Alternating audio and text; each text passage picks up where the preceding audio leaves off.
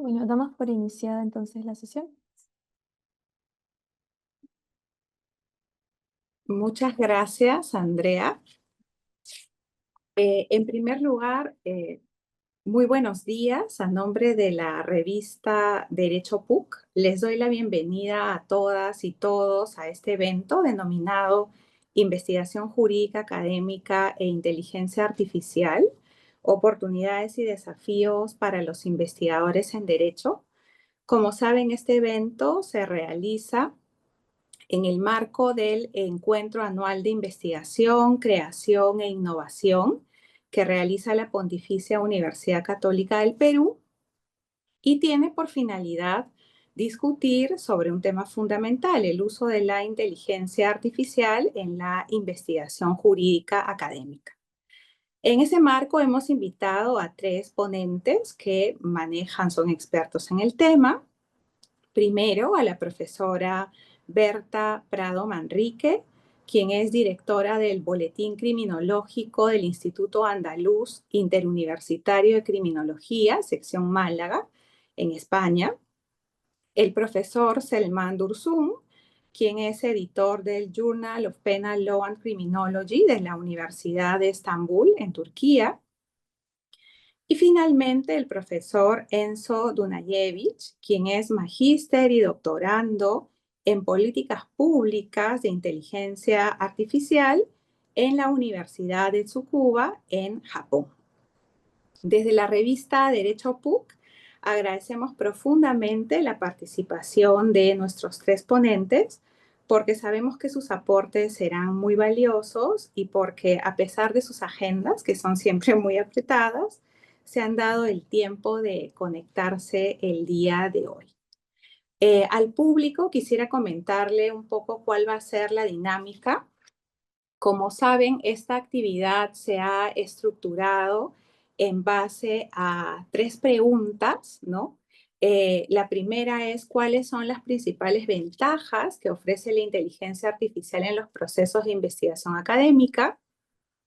La segunda es cuáles son los riesgos éticos y epistemológicos que surgen al integrarla en la producción de conocimiento. Y por último, cuáles son los retos, ¿no?, que enfrenta él o la investigadora del futuro para aprovechar la inteligencia artificial de manera crítica y responsable. Entonces, a partir de esas preguntas, cada uno de nuestros ponentes va a tener 15 minutos para responderlas, para abordarlas. Y mientras tanto, ustedes, el público, van a poder realizar preguntas en el chat que nosotras, las administradoras, digamos, de este chat y de este Zoom, hacia el final vamos a hacerle a los ponentes para que ellos puedan responder en un espacio que no supere, digamos, los 5 minutos, ¿no? Y con ello vamos a dar por concluido el evento. También quería mencionarles que la profesora Berta Prado y el profesor Enzo Dunajevich van a realizar su participación en español. Sin embargo, el profesor Selman Dursun la realizará en inglés. Y por eso, antes de comenzar, quería pedirles que me den un poco de tiempo, también un poco para dirigirme al profesor, ¿sí? Antes de comenzar. Dear Professor Dursun, I was explaining the dynamics of the event, just as we had previously shared with you. I would like to take this opportunity to thank you for being here with us. We are certain that your contributions will be very valuable. We wanted to invite speakers from different parts of the world, and we are delighted to have professors from Spain, Japan, and Turkey joining us. We are also very happy to have Turkish professors and students in the audience. Zaman ayırdığınız için çok teşekkür ederiz. Katkılarınızın bizim için çok değerli. Bu sefer sizi Zoom üzerinden ayrılıyoruz. Ancak umarız yakında yüz yüze de görüşebiliriz. Çok teşekkürler Selman Hoca. Entonces, dada, digamos, ya las indicaciones y dada la bienvenida, vamos a comenzar con la dinámica y le vamos a conceder la palabra a la profesora Berta Prado para que ella pueda hacer su presentación, por favor. Muchas gracias, profesora Berta.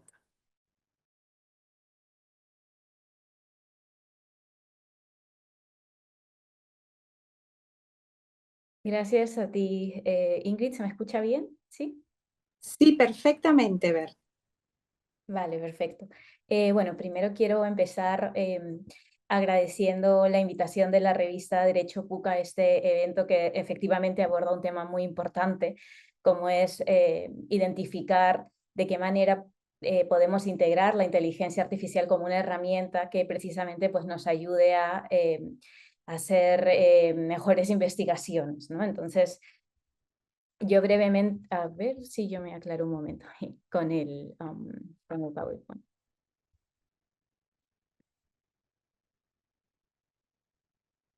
No,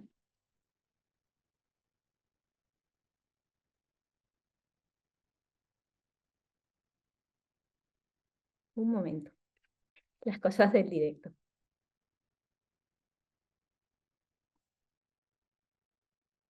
A ver, o bueno, no sé quién lo está compartiendo, pero vale, le agradezco muchísimo.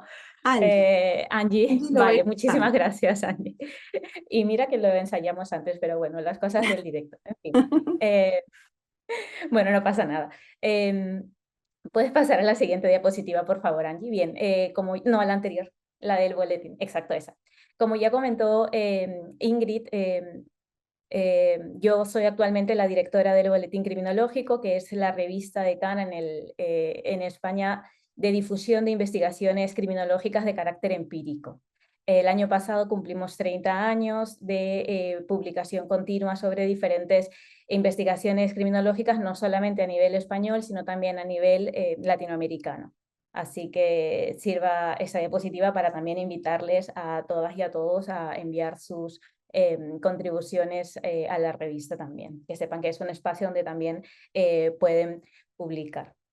Listo, siguiente, por favor. Bien, como comentó la profesora Ingrid Díaz al inicio, nos indicaron tres grandes temas a partir de los cuales abordar precisamente cómo integrar o cómo hacer dialogar el uso de la inteligencia artificial con la investigación jurídica. Las ventajas, los riesgos epistemológicos y éticos y las competencias que en todo caso tiene que tener la persona investigadora del futuro para poder utilizar de forma adecuada estas herramientas. Siguiente. Bien, vamos a empezar con las ventajas y estoy segura de que mis compañeros también van a profundizar en ellas, así que básicamente creo que una de las ventajas más importantes y más notorias del uso de la inteligencia artificial en la investigación es usarla como asistente de investigación, que no quiere decir que nos sustituya como investigadores, sino que podemos utilizarlas, por ejemplo, para aproximarnos a algún tema, hacer lluvia de ideas. Por ejemplo, preguntar por qué perspectivas de análisis pueden encontrarse o pueden darse sobre un tema específico. Si queremos utilizar determinadas inteligencias artificiales para encontrar literatura, tenemos que también tener en cuenta, por ejemplo, el uso de las palabras clave que nosotros coloquemos para pedirles que nos sugiera literatura relevante sobre un tema específico. Entonces, básicamente, considero que las ventajas de la inteligencia artificial para la investigación jurídica existen siempre y cuando tengamos en cuenta su rol como asistente y no como sustituto del investigador. Por ejemplo, también para hacer lluvia de ideas o quizás para sintetizar un determinado número, por ejemplo, de artículos, aunque esto no quiera decir que esta síntesis sustituya la aproximación o la lectura completa del texto, porque la panorámica que nos va a dar el texto completo no es la misma que nos va a dar si solo leemos el resumen. ¿De acuerdo? Bien, siguiente. En torno a los riesgos epistemológicos y éticos, me gustaría mencionar algunos y detenerme sobre todo en uno en concreto, ¿no? Creo que desde la perspectiva epistemológica, quizás uno de los mayores riesgos es quedarnos en el análisis superficial que a veces ofrece determinadas inteligencias artificiales, ¿no? Tenemos que recordar que estas inteligencias han sido diseñadas con determinados algoritmos que han sido configurados en función de ciertos parámetros. Entonces creo que uno de los riesgos epistemológicos más importantes está relacionado con la reflexividad del investigador.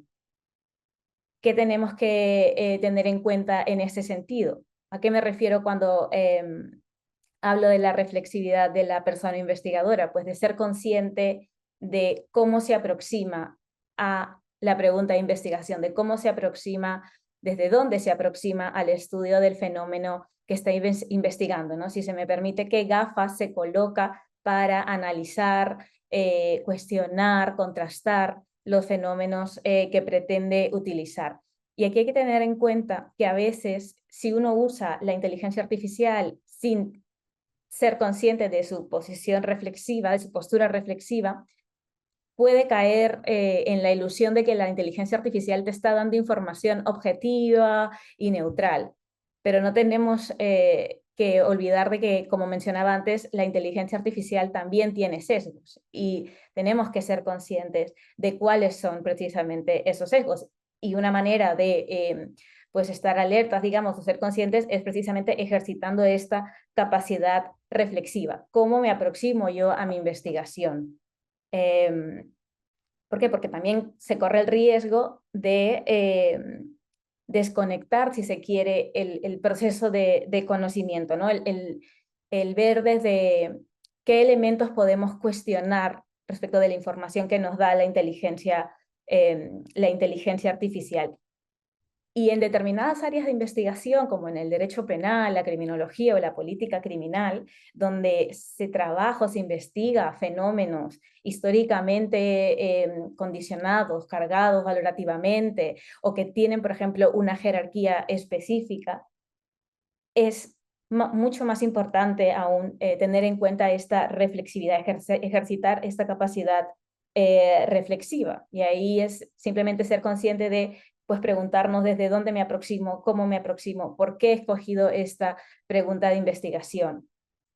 Y, por ejemplo, cuando hacemos una revisión de literatura utilizando herramientas de inteligencia artificial, pues dependiendo de los algoritmos o de cómo haya sido configurada, pues a lo mejor, por ejemplo, nos da solo literatura que proviene del norte global. En mi caso, por ejemplo, cuando hice la tesis doctoral, era sobre comparación de sistemas penales.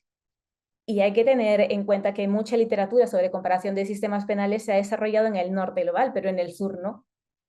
Y ahí es la importancia de tener estas gafas para decir, vale, qué voces faltan, qué aspectos no se están tratando o se están invisibilizando. Entonces creo que para mí ese es uno de los riesgos epistemológicos más importantes. Y en cuanto a los riesgos éticos, pues como aparece también en diferentes guías de uso de la inteligencia artificial, el plagio inadvertido, la opacidad, a veces la inexactitud de la información o la posibilidad de trazar las fuentes desde las cuales pues, la inteligencia artificial nos emite una opinión o un comentario.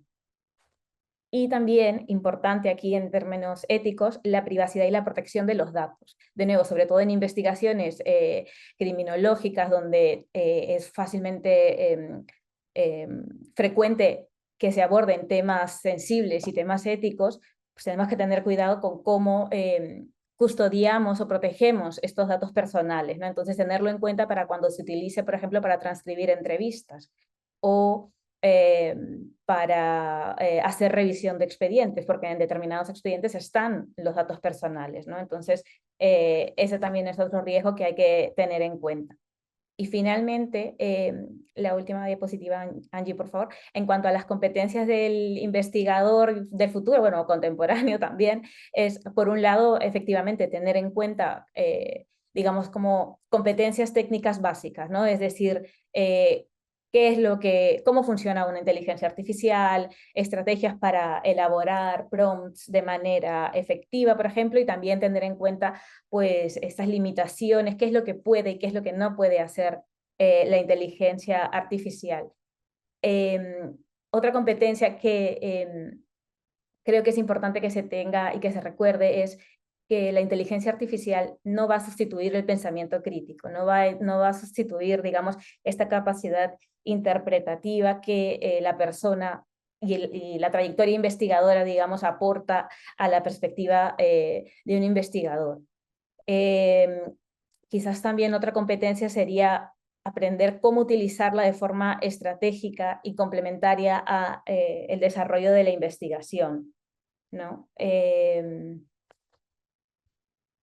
Sí, y yo creo que con eso espero espero haber cumplido con el tiempo y doy paso a mis compañeros y muchísimas gracias por invitarme y quedo atenta a las preguntas que surjan. Gracias. Muchas gracias, Berta. Ahora es el turno del profesor Selman Dursun. Now it's Professor Selman's turn. Professor Selman. Thank you very much.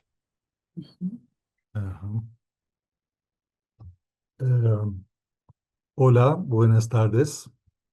Y de igual manera, buenas noches desde Turquía. Saludo a todos con respeto. Can you hear me? It's okay? Yes. Okay. Dear colleagues, dear organizers and participants, first of all, I would like to express my sincere gratitude to the Revista Derecho of Pontificia Universidad Católica del Perú and to its editor-in-chief, my esteemed colleague, Professor Ingrid Díaz Castillo, for the kind invitation. It's a great pleasure and honor for me to take part in this academic meeting and to share some reflections on how artificial intelligence, AI, is reshaping the way we think about research and teach law. In the last few years, AI has moved from being could you please change the slide? Okay. In the last few years, AI has moved from being a futuristic idea to becoming a daily companion in almost every academic discipline. Legal scholars now rely on AI not only for quick searches or translations, but for structuring arguments, analyzing data, and even drafting parts of their research. It's evident that AI has the potential to transform our cognitive and scientific activities, especially in an era when the volume of information has exceeded our human capacity to process it. However, this transformation raises a crucial question. Are we guiding technology, or is technology being to guide us? This is a fundamental challenge for the academic community. I couldn't change my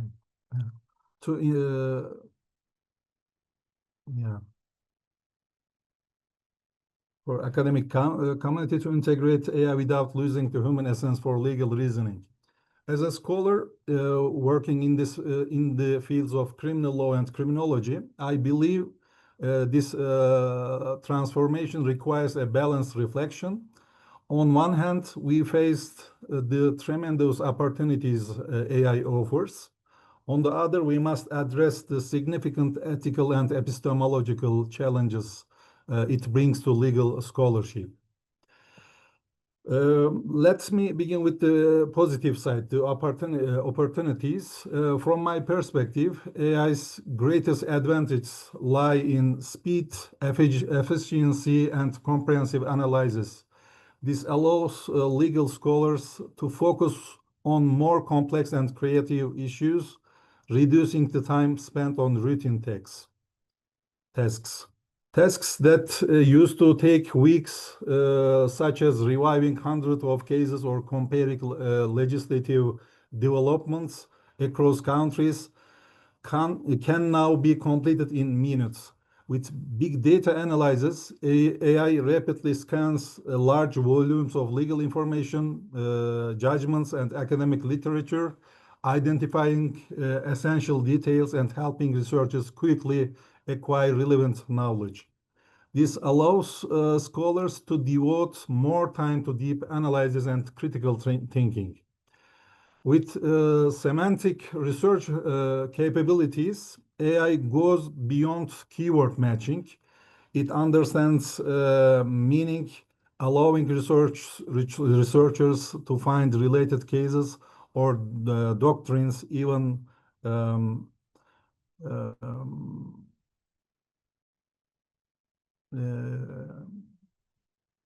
I couldn't find my, yes. Math.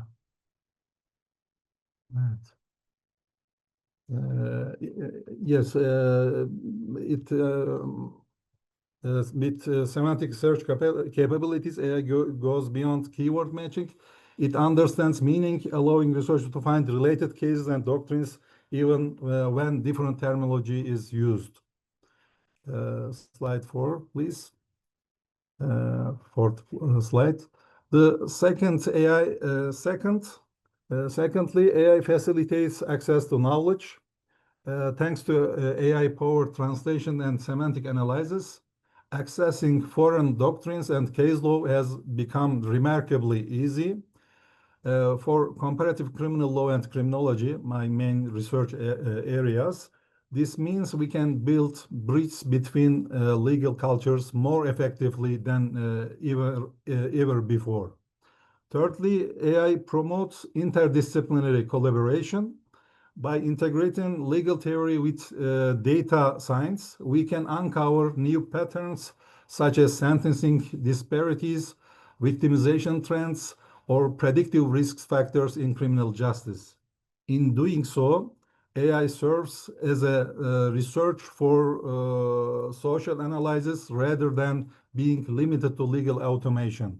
Finally, it can even assist the legislative process by analyzing lawsuit clusters and administrative data to help pass more appropriate laws and ensure faster administration of justice.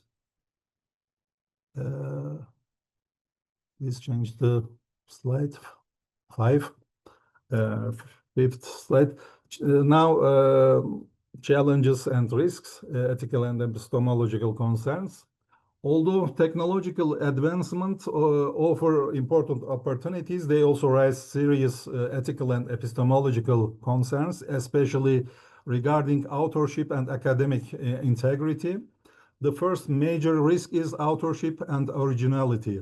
If AI contributes substantially to the content of an article, who is the true author? This is a very important problem or discussion or risk. The risk of technological dependence on AI can raise doubts about the originality also and source of the knowledge. And AI can create, AI of course creates content quickly, but because it cannot truly understand meaning or context, relying in it too much risks the originality of academic thought.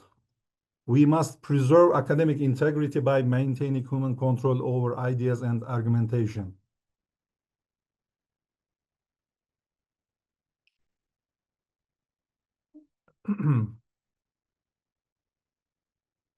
I couldn't change my... legal knowledge is not just data. It also requires context, interpretation, and deep human understanding. Now I would like to give an example. As an editor, I have personally encountered these concerns, these risks.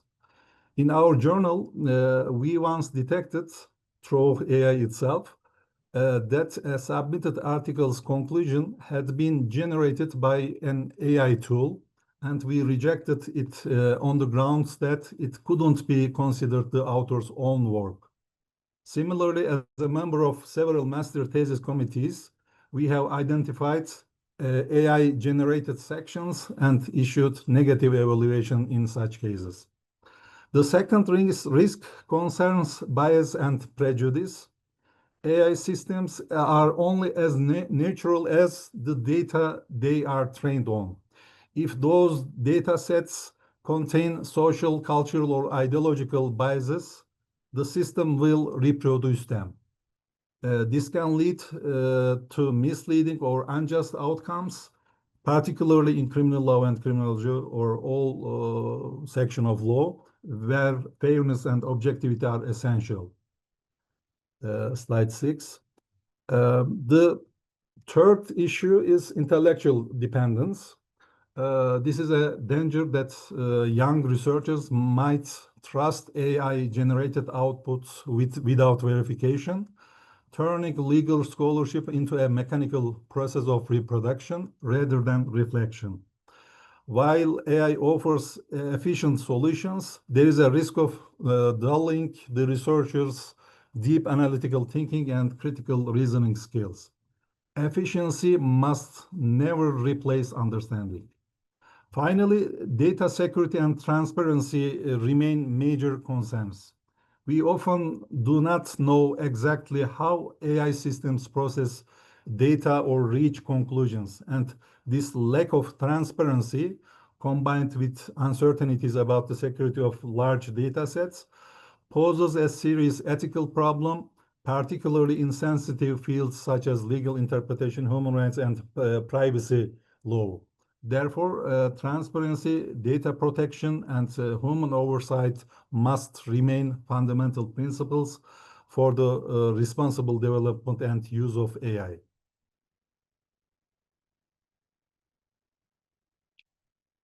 In short, while AI brings incredible capabilities, it also challenges our epistemological foundations, the way we define, produce, and validate knowledge itself. Slide 7, please. Preparing the next generation using AI ethically and avoiding total dependence. How can future researchers take advantage of AI in an ethical way without becoming entirely dependent on it? This is the main important question. The next generation of legal scholars will need not only technical literacy, I mean not just how to use AI tools, but how to understand their limitations, biases, and ethical implications, but also ethical responsibility, learning to use AI responsibly and in full compliance with ethical standards. Therefore, legal education should integrate AI literacy, digital ethics, and responsible innovation in law into its core curriculum. The researcher should allow AI to collect and organize detail, but dedicate their own time to interpreting them and addressing more complex and creative issues. AI can process data, but it cannot interpret meaning or evaluate justice. It should serve as an assistant, not as a judicial authority or sole source of information. Slide 8, please.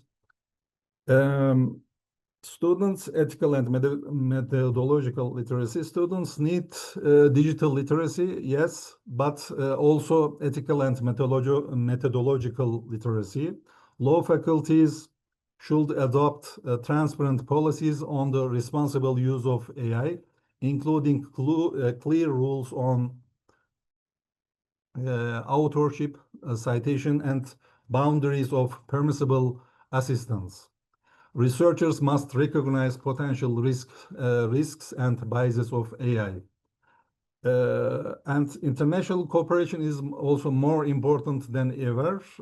Exchange between universities can help us define shared ethical standards grounded in both technological awareness and humanistic values.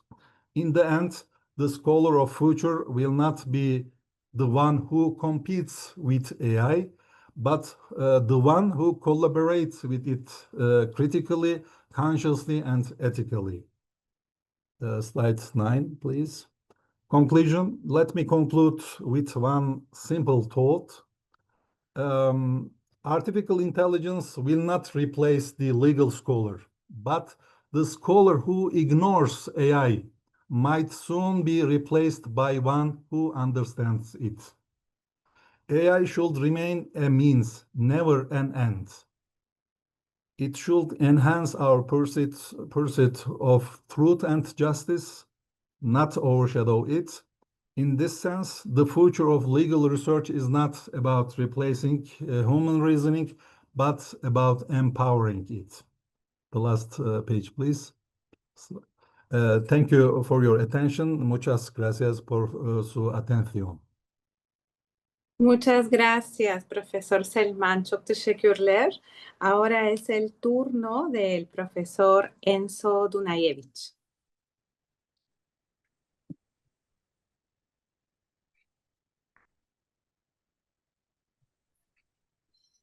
Bueno, ¿se me escucha? ¿Se me escucha bien? Sí, Enzo, perfectamente. Listo. Bueno, buenos días, buenas noches a todos desde acá de Japón.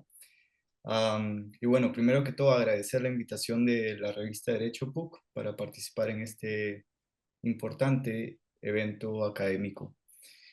Y bueno, quisiera empezar mi breve presentación planteando dos preguntas claves. Creo que para hablar sobre ventajas o desventajas de usar la IA en la investigación académica, tenemos que preguntarnos primero quiénes son los involucrados en la investigación académica. Pienso que las desventajas o ventajas varían de acuerdo a si nos enfocamos en los estudiantes, sea de pregrado o posgrado, o si hablamos de ya profesores, abogados o policy makers. Y la segunda pregunta es, ¿a qué contexto de investigación académica nos referimos? Es decir, no es lo mismo investigar, por ejemplo, en Europa, que hacer investigación en Latinoamérica o en Perú o en Japón. El contexto es muy diferente y las necesidades son distintas. Y una idea importante cuando hablamos de ventajas o desventajas de la IA, en realidad pienso yo que debemos hablar del uso de la IA.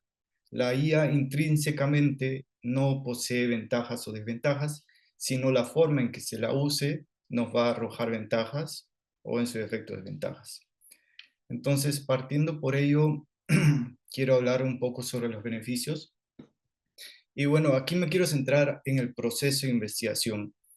Y un concepto clave o una idea general es la productividad.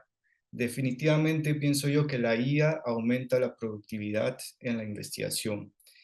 Es decir, elimina o facilita tareas rutinarias y repetitivas. Por ejemplo, la búsqueda de información general, o ahorrarnos tiempo en el citado bibliográfico, ¿no? Ahora no necesitamos redactar manualmente las citas, las referencias bibliográficas, sino que hay infinidad de IAs que lo pueden hacer por nosotros. ¿Y a qué lleva esto? A que nos permite o nos da mucho más tiempo para enfocarnos en áreas más cruciales de la investigación, como los métodos de investigación. Y aquí lo vinculo con lo que decía en la diapositiva anterior. ¿Qué contexto de investigación académica nos referimos? Si hablamos de la investigación académica jurídica en Perú, más allá del ámbito doctrinal, creo que hay que hacer mucho más énfasis en los métodos de investigación. Entonces, la IA, al ahorrarnos tiempo en tareas rutinarias, nos permite quizás profundizar más en tareas mucho más importantes como el diseño o el método de una investigación. Lo siguiente es, nos permite la IA analizar datos a gran escala porque podemos usar el gran poder computacional para analizar y encontrar patrones que de forma humana sería muy difícil de encontrarlo o necesitaríamos un gran equipo de trabajo, lo cual también aumenta los costos de investigación. Y también es importante la IA y la interdisciplinariedad.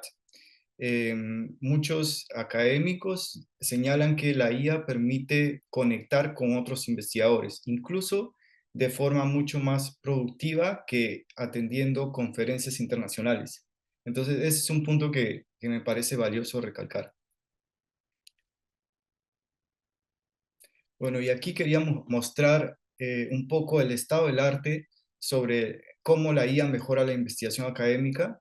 Este es un cuadro basado en un paper publicado, aquí abajo pueden ver la fuente, y más o menos repite lo que ya vengo diciendo y lo que han señalado mis coponentes. La IA ayuda en la generación de ideas, la lluvia de ideas, el desarrollo y estructuración de la investigación, el diseño de investigación, el análisis y la gestión de datos, y también para la comunicación, difusión y el cumplimiento ético en una investigación.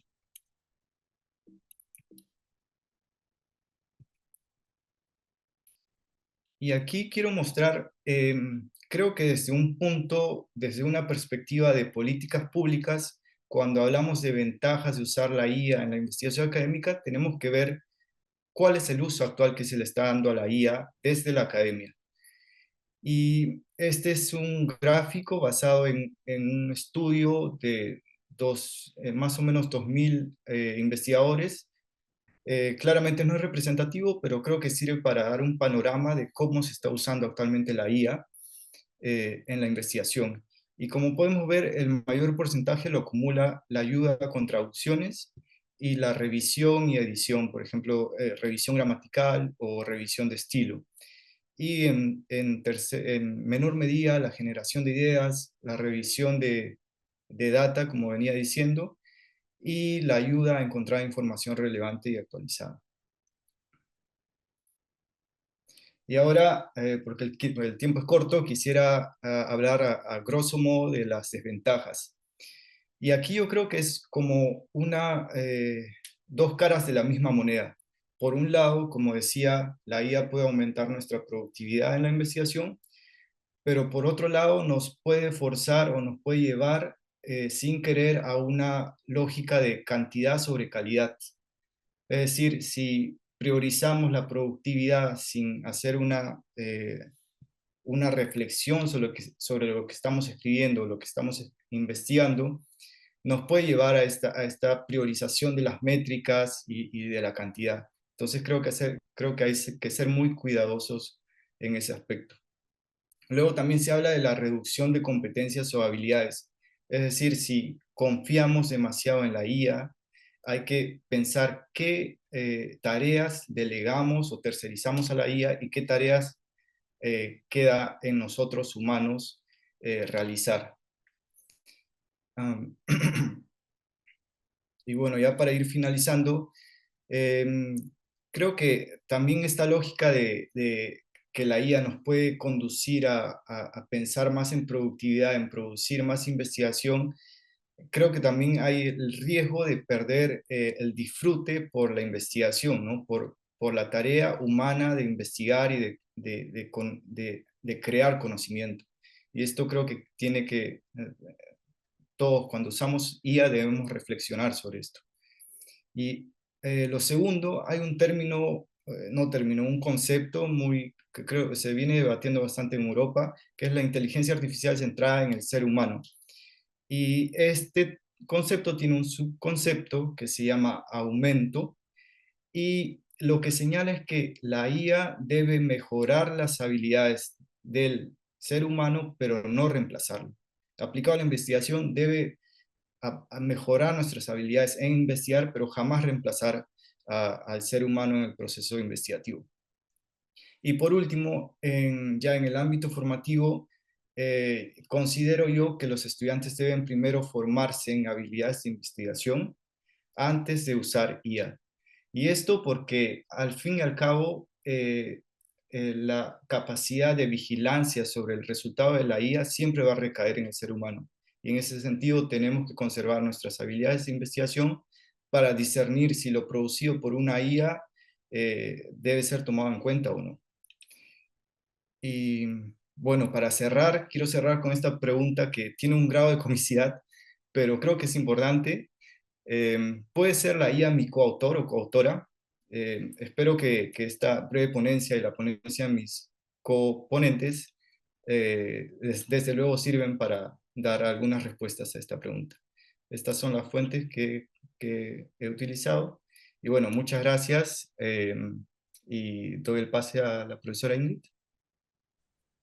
Muchas gracias, Enzo. A ver, el tiempo es un poco corto, entonces yo voy a formular 3 preguntas y les voy a pedir que empecemos por la profesora Berta Prado, luego el profesor Enzo Dunajevich, al final el profesor Selman, para que él pueda responder en inglés, que se han ido formulando en el chat. Entonces, yo formulo las tres y luego ya ustedes en 2, 3 minutitos les agradecería que puedan responder.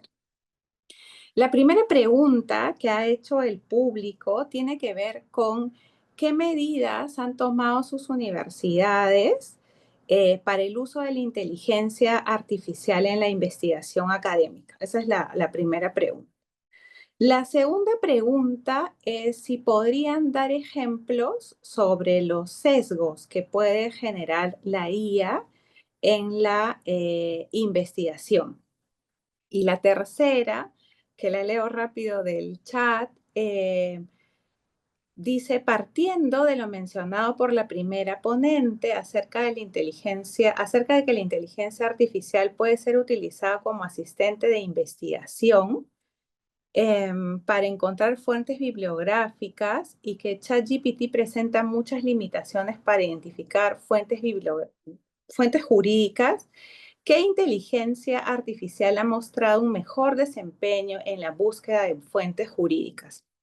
En ese sentido, dice, ¿alguien ha tenido experiencia utilizando la IA Vincent de Vilex? En caso afirmativo, ¿qué tan recomendable es? Entonces, comenzamos con Berta, luego sigue Enzo y al final Selman, pero le voy a plantear las preguntas ahora en inglés por el chat. Berta, ¿te podríamos escuchar? Sí, muchas gracias por las preguntas. En cuanto a las medidas que se han adoptado, por ejemplo, desde la UMA, no solo para el alumnado, sino también para el personal investigador, cuento con una serie de cursos, digamos, cada cuatrimestre para tener en cuenta pues cuáles son los usos más adecuados, las ventajas, las desventajas que surgen y también sobre cómo utilizar determinadas herramientas de inteligencia artificial. Y ahí enlazo con la última pregunta sobre inteligencia artificial para búsqueda de fuentes jurídicas. Yo no he utilizado la IA de Vilex, pero sí he utilizado la de Tirant-Loblanche. Y la verdad es que funciona muy bien, a efectos de identificar sentencias, pero la clave está precisamente en cuáles son los términos de búsqueda que uno va a utilizar. Entonces, por ahí si no tenían mapeada la herramienta de Tirant-Loblanche, pues también es una que, en cuanto a fuentes jurídicas, pues que creo que es bastante completa. Y en cuanto a los sesgos, me gustaría poner un ejemplo cuando hacemos análisis de sentencias, ¿no? Si, por ejemplo, estamos analizando el delito, no sé, sobre tráfico ilícito de drogas y colocamos una gran cantidad de sentencias y le pedimos a la IA que nos identifique patrones, pues a lo mejor uno de los resultados va a ser que nos va a identificar determinados perfiles, ¿no? Nos dirá, pues el perfil de la persona condenada por tráfico ilícito de drogas tiene estas características, este género, ta, ta, ta. Entonces, ahí lo que tenemos que hacer es hacernos más preguntas sobre ese patrón. ¿Ese patrón tiene sentido? Ese patrón, porque quizás puede ser estadísticamente significativo, pero ahí tenemos que tener en cuenta en cuál es nuestro marco teórico, de nuevo, ¿no? ¿Cómo nos aproximamos? ¿Qué es lo que queremos ver? Resulta significativamente significativo, pero ¿qué más podemos preguntarnos? ¿No? Porque a veces a lo mejor determinados sesgos pues van a dar un perfil muy típico, pero si no nos preguntamos a qué se debe, si no nos preguntamos cuáles son, por ejemplo, otras condiciones o factores que pueden influir en las decisiones judiciales, pues a lo mejor nos vamos a quedar con esa respuesta y vamos a ir reproduciendo, por ejemplo, determinados sesgos, ¿no? Y sesgos también, en otro ejemplo muy cortito, de nuevo con el tema de la literatura que se utiliza, por ejemplo, para aproximarnos a un tema. Si investigamos en el sur global y utilizamos una IA que no tiene en cuenta, por ejemplo, las voces del sur global, pues nos va a dar una lista de referencias del norte y vamos a identificar grandes ausencias, ¿no? Teniendo en cuenta que utilicemos una IA, por ejemplo, que ha sido entrenada, digamos, con literatura anglosajona, por ejemplo, ¿no? Entonces, yo daría esos dos ejemplos y muchas gracias y he disfrutado mucho también de las ponencias de mis compañeros. Gracias, Berta. Enzo, ¿te podríamos escuchar? Sí, muchas gracias Ingrid y muchas gracias por las preguntas. En cuanto a cómo maneja la universidad de acá de Japón, hay bastante trabajo con los comités de ética de la investigación. Entonces, no solo se han emitido lineamientos, sino que son de carácter obligatorio, tanto para estudiantes como para personal investigador. Entonces, el comité ético me parece que ha cobrado mucha mayor relevancia en estos tiempos de tecnología emergente. Y en cuanto a las IAs que he utilizado, no he utilizado esa tampoco en particular, la que refiere el asistente. Cristian. Ujú. Sin embargo, la que yo he utilizado es la IA de Scopus, que es muy buena para búsqueda no solo jurídica, sino en términos de ciencias sociales, es muy buena. Y en cuanto a los sesgos, yo más bien voy en la línea de la profesora Prado también. La realidad es esta, las IAs las que hay actualmente son desarrolladas o bien en Estados Unidos la mayoría o bien en China. Entonces eso implica que son entrenadas con datos de esos países. Entonces aquí lo que queda hacer es reforzar la calidad supervisora del ser humano para determinar si la IA ha sido, qué aspectos toma en cuenta y qué aspectos no toma en cuenta de nuestra población o área de estudio. Eso es lo que podría mencionar brevemente. Muchas gracias. Profesor Selman, do you want to answer any question? Thank you so much for the questions. Yes, I already some points I have already touched these risks or problems. In my speech, I said that AI systems are only as not neutral as the data they are trained on. If those data contain social, cultural, other biases, the system just reproduce them. Simply, AI receives information from somewhere else, or it's trained. So it's difficult to be impartial. In law faculties, the second question about the law faculties, what was the question? Maybe. I send you, no, but I send you by WhatsApp. Yeah, I also in my speech said that law faculties should adopt transparent policies on the responsible use of AI. Including clear rules on authorship, citation, and boundaries of permissible assistance, digital ethic, maybe a selective course in law faculties. Especially, I gave an interesting example about our journal. As you know, I'm editor of Journal of Penal Law and Criminology. And once we detected that the submitted article's conclusion had been generated by AI, and we rejected it.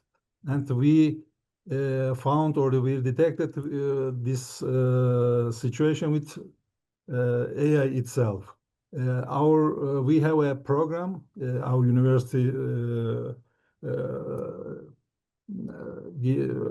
has a program, and this program checks whether articles submitted to our journal are generated by artificial intelligence or not.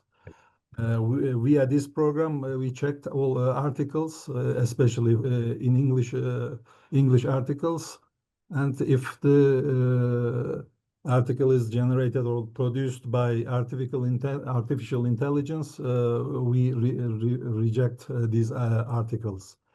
I can say only these points on these questions. Will you translate in Spanish or? No, there's no problem. They can understand. Çok teşekkürler. Muchas gracias. Bueno, creo que ya con estas participaciones y con las respuestas a estas preguntas vamos a ir cerrando el evento, porque el evento solo tiene como duración 1 hora. El tema es bastante novedoso, el tema también genera muchas dudas quizás, pero la intención de la revista Derecho PUC ha sido poner eso un poco al debate y escuchar a 5 personas que se han, digamos, involucrado en la materia y que nos han dado puntos de vista, yo diría que en bastantes aspectos complementarios, ¿no? Les agradecemos a todas y todos haber participado. Agradecemos también a los ponentes por haberse dado el tiempo de estar con nosotros y les invitamos a seguir a la revista Derecho PUC en sus redes y también a seguir los artículos que siempre publicamos 2 veces al año. Muchas gracias. Nos vemos. Hasta pronto.